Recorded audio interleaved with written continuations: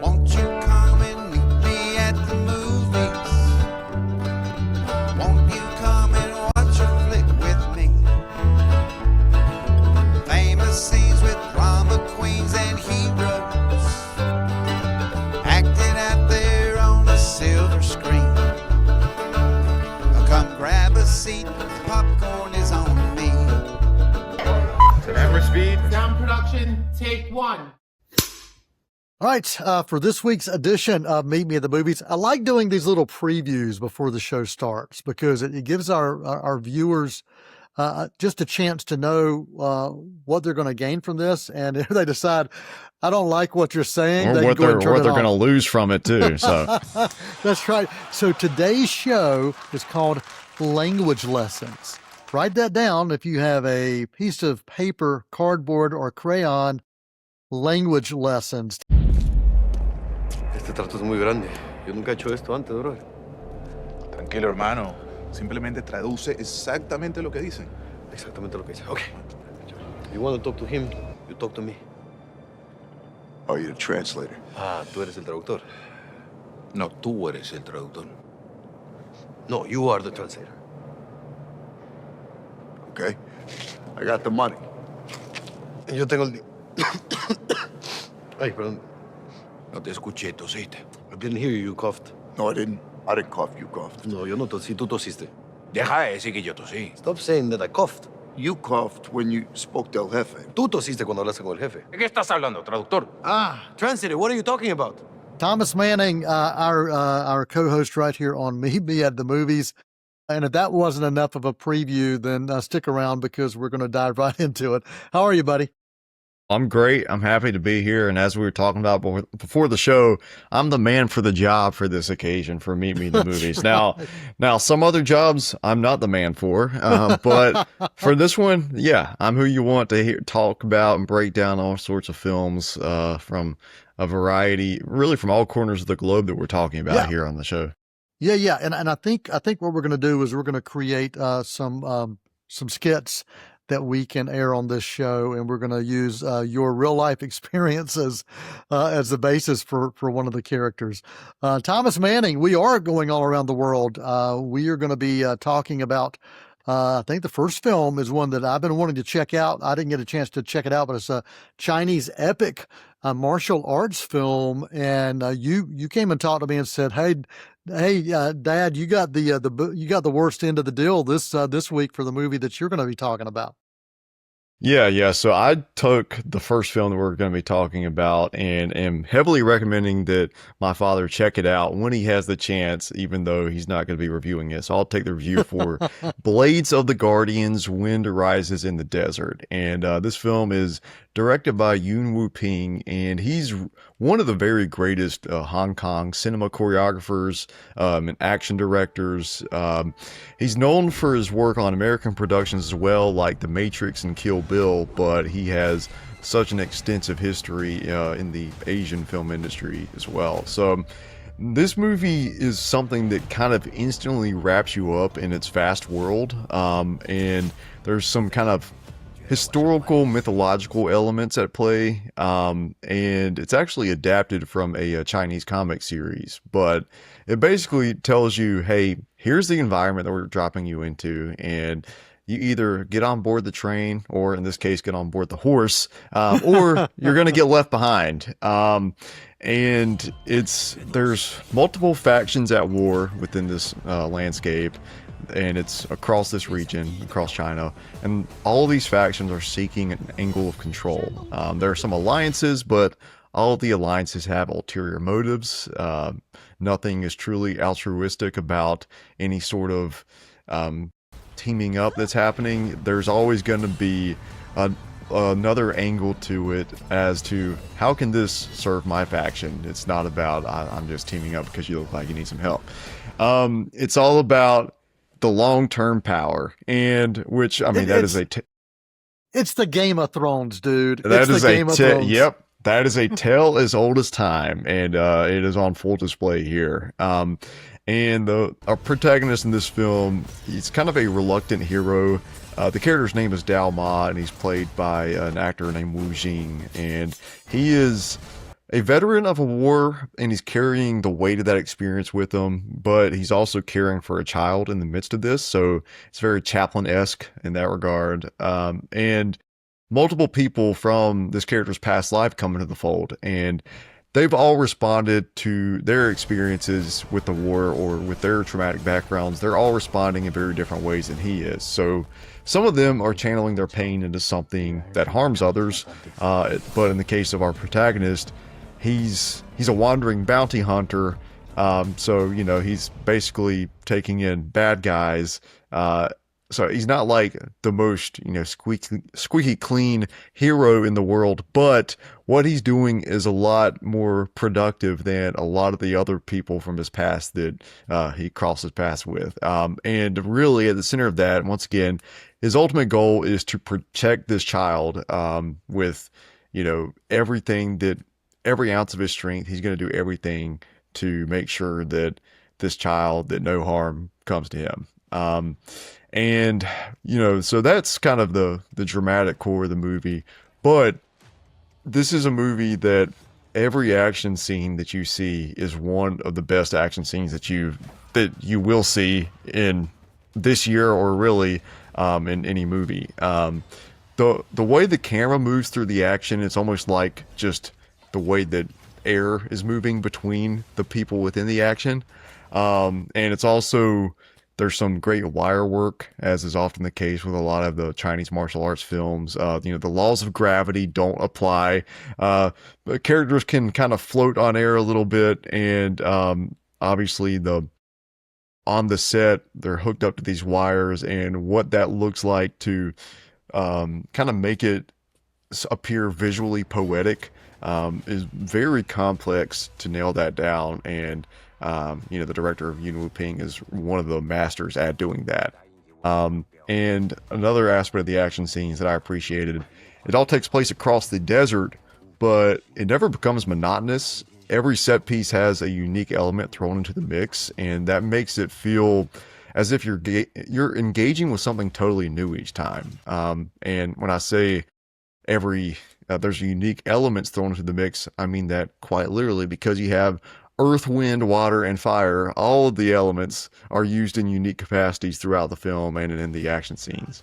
You also have stunts involving horseback riding, and what you have with capturing entire cavalries of horses and soldiers on horseback is really stunning work. But like I said, all the intensity of the action is interspersed with equally as intense moments of emotion and character development. And you never go more than 15 minutes without an action set piece, but even in those 15 minutes without the action, the movie is doing the work to make you feel something on a human level. The tension that we feel in those moments, you know, kind of feels like what you're feeling when you're tuning a guitar string. You know, in order to get that desired sound when you're tuning a guitar, you kind of have to walk it right up to the edge of drawing the string too tight sometimes. And, you know, I say this because I have an extensive background in guitar tuning. No, I don't. But if I did, I'm pretty sure that's how it works, you know. But at a certain point, you will be asking for the tension to be released. And sometimes you want that string to pop. Because, you know, like that's the only natural conclusion that's going to be reached here. So yeah, Blades of the Guardians, Wind Rises in the Desert. This film is from Wellgo USA Entertainment, and is you know, currently available on digital, but it's also getting a physical media release in October as well. And I think it's one that I would like to own. You know, that's, you know, on streaming, on digital, sometimes you never know what's going to happen, but on a nice physical disc, it's all reliable. It's always going to be there for you. So I think this is one I'm definitely going to pick up when that time comes. Yeah, and a running time over 2 hours, I think, is what we're looking at here. Correct? Yeah, it is, I think, 2 hours and 6 minutes, and it feels even more vast and epic than that. And I don't say that it feels like a longer film, or I don't say that in a bad way, but it just feels like something you would get out of watching a 3.5 hour movie, just in terms of the richness of the cinematic quality and the storytelling. And this episode's called Language Lessons. So this film, subtitled, and the language of origin, is it Mandarin that we're going to be listening to as we watch this film? Yes, I believe that's correct. Yes. Okay. All right. Blades of the Guardians. You can check that out now. What is your rating for this movie that you will own? I'm sure it's not going to be an F rating based on everything you've said. Yeah, I'm going to give a strong A to Blades of the Guardians, Wind Rises in the Desert. Awesome. Awesome. Blades of the Guardians. Well, Language Lessons will continue with another film from Welgo USA called Warriors of the Wasteland. And Thomas, you and I both saw the trailers for this and for Blades of the Guardians around the same time. And I said, wow, we've got a couple that be a great double feature as we kind of look at this Mad Max kind of vibe. And thematically, a lot of the things that you said about Blades fit into this same mold. There's warring factions. There's political intrigue going on. There's desolate landscapes. There are people vying for power. All of those things are happening in this post-apocalyptic tale that was shot and produced by a Serbian filmmaker who originally kind of conceived this as much more of a long-standing miniseries of epic poems, of folklore, kind of looking at the Balkan, what would happen if a nuclear apocalypse happened in the Balkans. And that's kind of the concept of this.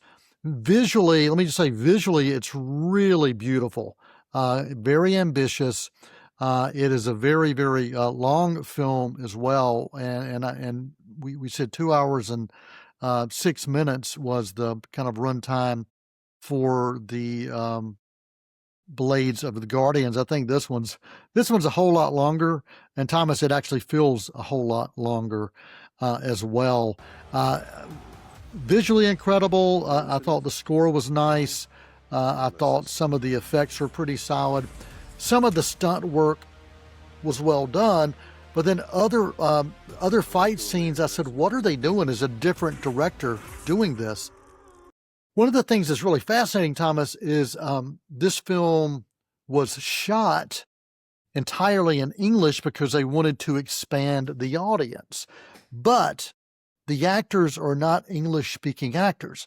And so the kind of cadence, the rhythm of this film feels like watching the old Italian spaghetti westerns, or even watching the martial arts films of the 70s, where they actually did try to reach English audiences by having actors speak English, but it just didn't work.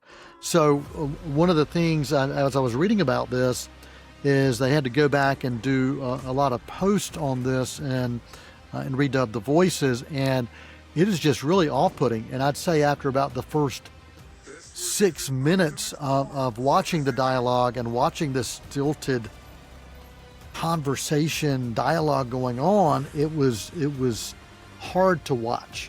And you and I both love watching foreign language films. We both love watching independent international cinema. But I would much prefer to see a film shot in the original dialogue and then see subtitles. I'd much prefer that than something that's far more ambitious than this. So this film was a difficult watch, honestly, mainly because of that dialogue, and also the sound mix was off in big parts of this film. So highly ambitious, a lot of potential, but truly unfilled potential. And from a visual standpoint, I think this is going to probably turn some heads. I think some people are going to notice this filmmaker and say, hey, there's something here. But I think they're probably going to also encourage, hey, if you do something like this, you need to have some producers behind you that can provide some guidance for you beyond just saying, hey, I want a larger audience to see it. Because I think the larger audience that will see this in its current context will have a difficult time staying either in their seats or continue to watch it without pausing and going to take breaks. Warriors of the Wasteland is the name of the film from Well Go Entertainment. Yeah, it really is wild how much even just something as the audio can vastly change your experience with the film. And because it sounds like on a technical level in every visual regard, this was a movie that kind of lived up to what you were hoping for. But there's something that you can just totally be taken out of it if there's an issue with the audio, with the dialogue, with the language and the way that it's being delivered. So yeah. Yeah, yeah, high potential. And I will say this, Thomas. At one point, I paused the film and I said, I wonder if I just watch this and pull up the Mad Max soundtrack and don't even listen to the dialogue. I wonder how that will work. So I did that for about 10 minutes, and then I went back and recapped where I was. And so yeah, it was that challenging for me to watch this. I'm going to give this a C- rating. And honestly, it probably, if the visuals weren't so well done, set designs, costumes, all those things, technically really, really solid, this probably would have been maybe even a D or a D plus. But C-, I had hoped for more based on the trailer, and the potential was there for more. And I would like to see more from this filmmaker if somebody can guide him along the way. The film is available now on video on demand and digital, so you can check that out if you want to. Warriors of the Wasteland. Thomas, you want to take a quick intermission and come back and maybe talk about another film that has some interesting language or lack of language. Anything else you want to share about these films before we take a break? Yeah, well, the Blades of the Guardians Wind Rises in the Desert is going to be on my year-end list for best stunts. I mean, even though I haven't seen everything that I'm going to see this year, I can almost guarantee this is going to be right up there. So yeah, highly recommend that one. Awesome. Thomas Manning there, Noel T. Manning II here. You are watching Spectrum Channel C19 TV and Meet Me at the Movies. We are going to take a quick intermission. We'll come back with more right after this. Won't you come and meet me at the movies? Won't you come and watch a flick? Hi, I'm Tim Foster, your host for Bull and Bold monthly right here on C19 TV. Get to know the coaches and student athletes of Cleveland Community College Athletics on Bull and Bold. We go in depth as we discuss cross country, track and field, volleyball, baseball, men and women's basketball, and softball. Catch Bull and Bold airing on C19 TV and online at c19.tv. Won't you come and meet me at the movies? Won't you come and watch a flick? Hello and welcome back to Meet Me at the Movies. Noel T. Manning II here with Thomas Manning. We gave you a couple of post-apocalyptic films to talk about from different parts of the world. And I tell you, man, we're going to keep on with language lessons as we're going to another part of the world, the Motor City. That's right. It's a whole other part of the world as well. And the language we're going to talk about here, Thomas, is more about the lack of language and dialogue that we're seeing in this action adventure thriller starring the guy who was a walking brick wall, correct? Alan Ritchson, Reacher himself, or at least the new iteration of Reacher that we've seen on the excellent Prime series, and which another season was just announced for later this year. Cannot wait for that. And Alan is actually someone we've had here on Maybe the Movies before. Talked about some of his dramatic work in a film he did called Ordinary Angels with Hilary Swank a couple years ago. So not only is he a great action star, but just a great actor as well. And which in this film, when, like we said, hardly any dialogue at all, I think he maybe only has like one line in this entire film. And so the vast majority of it relies on his physicality, his expressiveness. And yeah, I think he was the guy for the job. Like we said, there's no audible language, but the cinematic and visual language is what carries this entire film. Yeah, it's fascinating to me. And I don't know that you and I knew this going into the movie, that it was going to be very limited in dialogue, but it's it may have been a gimmick. I know it was a choice that was made, but it didn't feel like a gimmick. And it to me, when you can create a film, especially an action film like this, that that is all about what's happening on screen, how it's unfolding, how you speak to that audience, with each scene being choreographed to tell the story, and not relying on the dialogue to help explain it. That's a very difficult thing to do. But man, it really did work here, Thomas. And I was, as I was watching, I kept wondering, okay, how long are they going to continue to do this? Or can they continue to do this in a way that feels authentic, that feels like, yeah, this works for me?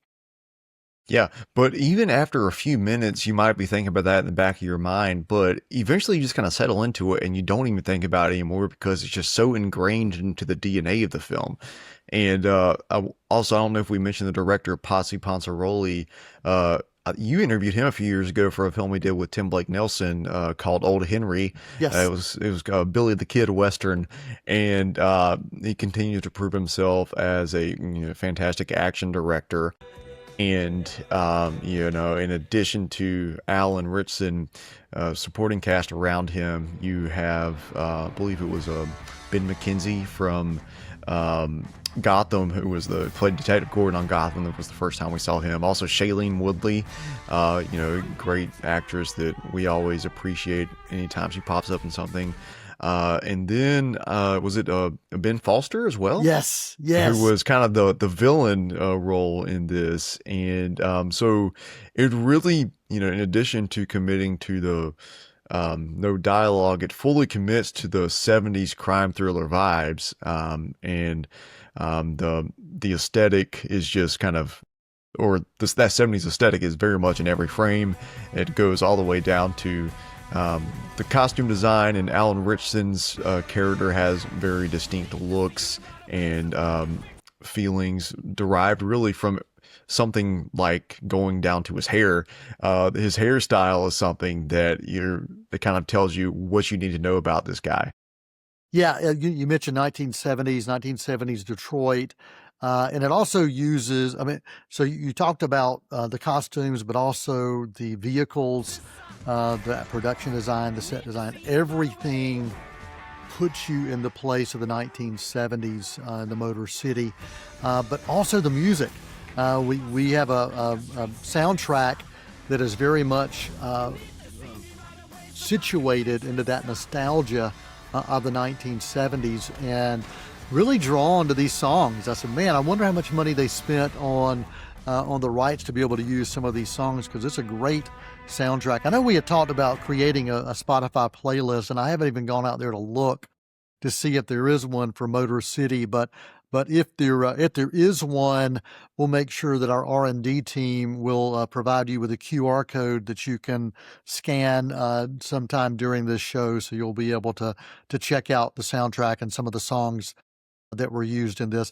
I absolutely love the way this film looked. It very much looked like a film that could have been shot in the 1970s. We didn't even talk about the story. Really, it's an ex-con who falls in love, and there's a type of love triangle that's happening, and then there's a crime that this ex-con has committed, or has not committed, but he is charged, charged, and convicted of, and ends up back in prison. And then that really starts. It really, Thomas, I think that's kind of the inciting incident, but we're not seeing it until later in the film, which is kind of interesting, because that's what really starts the journey and the story for what's going to happen in the last act. Yeah.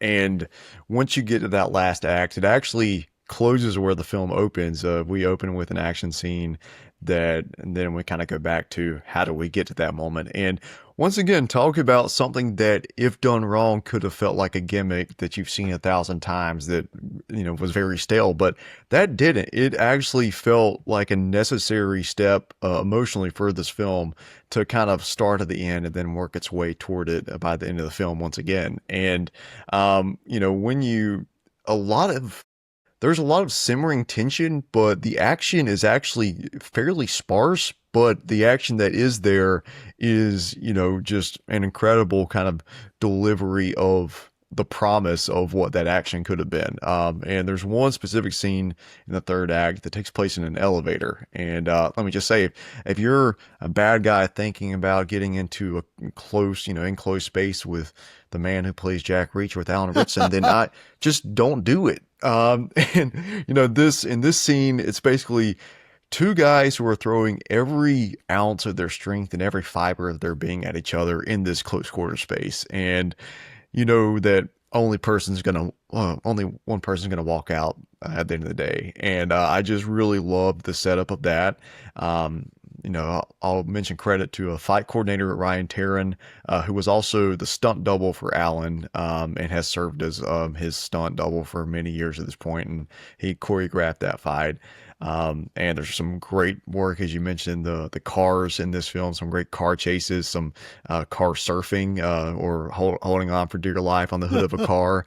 So yes, as someone who has a deep affinity for what the stunt crew does, Motor City definitely has a good delivers on that front. If you're into period action films, this is one I highly recommend checking out. The movie itself is really it's a short film. 103 minutes is what I'm seeing listed here, and it goes by. I mean, this is one that actually I probably could have had a little more, but it's that tight. We talked, Thomas, about that tight, not kind of 90-minute film that does everything it needs to do, and this one's just around that.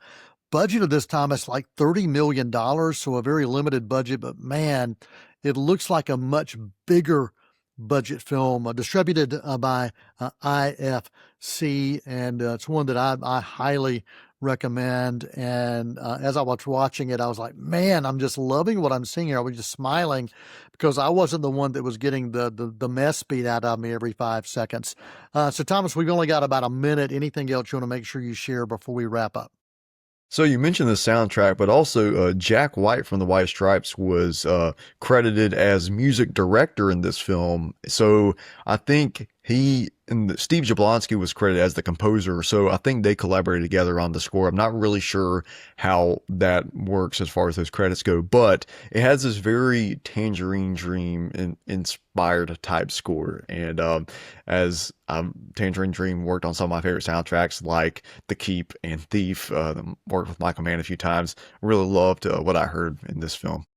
Yeah, we actually at one point we heard one theme song. And we're like, is that Tangerine Dream? And so we actually had to look it up to see, and it wasn't. But man, it sure did have that vibe for sure. And Jack White also, if you watch the film Motor City, you're going to see a cameo. I'm not going to tell you where, but Jack White does show up. And as I was watching it, I told Thomas, I said, I think that's Jack White. And sure enough, it was.